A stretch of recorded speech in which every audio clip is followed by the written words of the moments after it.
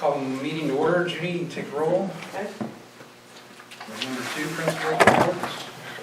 Both Mr. Pruitt and Mrs. Patterson are at ball games this evening, so I'll read through what they have given us for their reports. First, for the high school principal report, the October students of the month in high school were Brant Fales and Kinsey Roberts, and junior high was Wyatt Parker and Lindsay Wessels. The junior high boys basketball team placed third in our junior high tournament. Abby Guffey, Aiden Sanborn, and Brant Fales were the state runner-up team in the livestock handling finals that were held at the Stockyards in Oklahoma City. And the girls cross-country team had received the Distinguished Academic Plaque by having a 3.5, at least a 3.5 GPA, and ranked in the top 10% of class 3A, 2A, I think, cross-country. Both the boys and girls high school basketball teams will play in the Canton basketball tournament this week. Our girls play Thursday at 7 and the boys play at 8:30. FCCLA students will go to Fairview this Wednesday to compete in their district star events. Semester test will be given on the 15th and the 16th. Our last day is the 16th, and he's got on here that he would like to once again thank the Bowl Smokehouse for sponsoring our first fan appreciation night that we had last Tuesday night for the ball games. On the elementary, Patterns has said basketball season is off to a great start. They are playing in Burlington right now. They play Wednesday at 12:30 here against DCLA. I believe that's a makeup game. And then they play Medford here at 4:30. I think that might be next Monday. Mrs. Ware is busy getting ready for the Christmas program. That will be on Thursday, December the 15th at 5:30. And the elementary academic team won districts today. Cool. So, had a great semester, and says she looks forward to next year. That's both the principal reports. Thank you, Bryce. Number 3, approval of the consent agenda, letter A through E.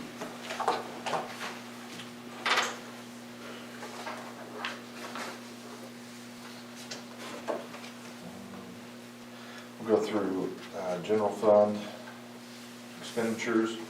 Really the only one that I'm going to highlight and mention was to independent diesel services. It's about halfway down, check number 765 for $6,134.96.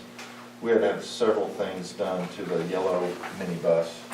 So glow plugs had to be replaced, radiator hose had to be replaced. There was a module that went to some of the sensors. Just a very long list of things that we had to get fixed on that bus. And so that was really the only one. Everything else is our monthly expenses. Nothing out of order.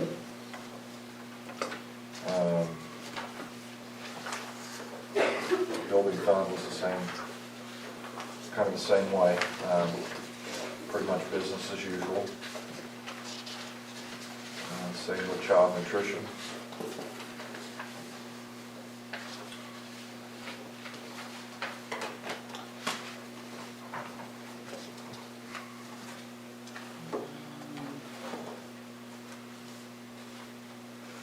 I never did look at the fundraiser that's on the back of it. Yeah, the fundraiser is the library, Pictures with Santa, something that they did last year.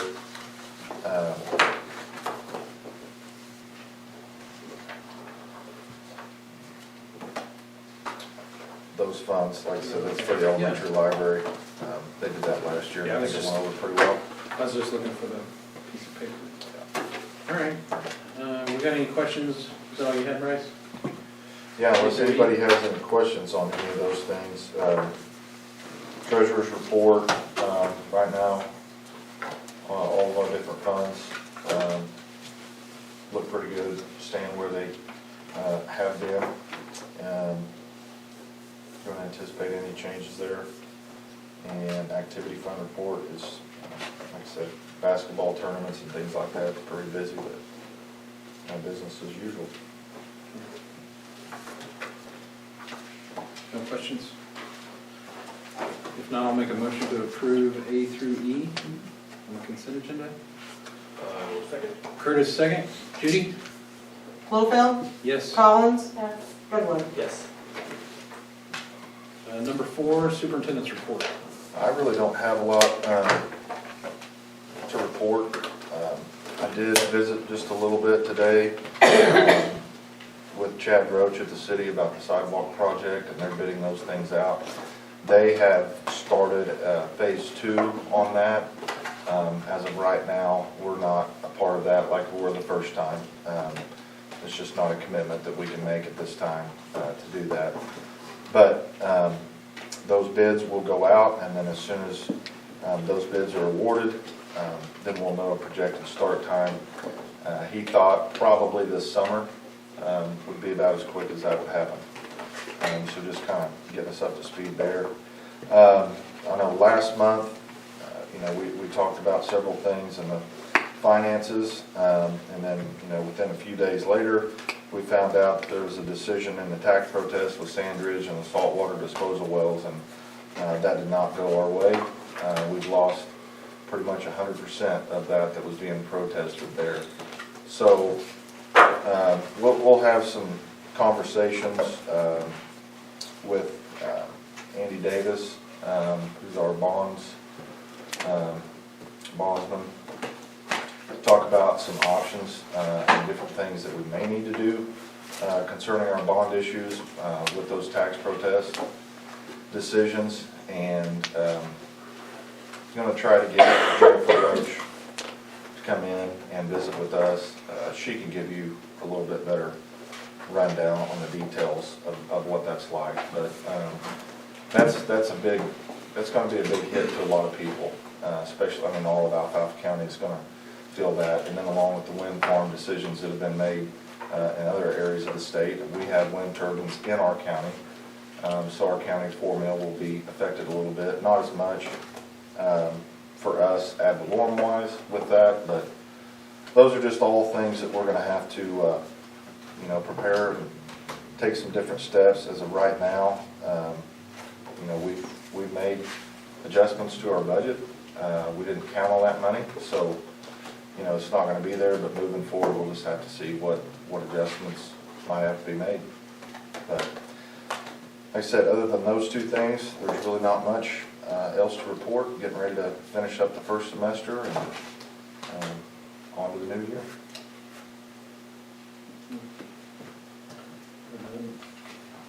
Number 5, new business.